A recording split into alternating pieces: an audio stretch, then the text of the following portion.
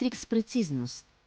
Седмичен времеви анализ за периода от 6 до 12 юли 2026 година.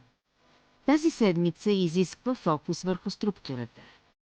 Понеделник е вашият прозорец за логистичен импулс. Сряда поставя червена зона за риск, време за техническа ревизия, а не за експанзия. В края на седмицата, петък и събота, отваряме прозорец за стратегическа яснота. Този седмичен анализ ви дава общата рамка на енергийното поле. Но това е само мащабът на пазара. Вашата лична бизнес траектория изисква различен инструмент.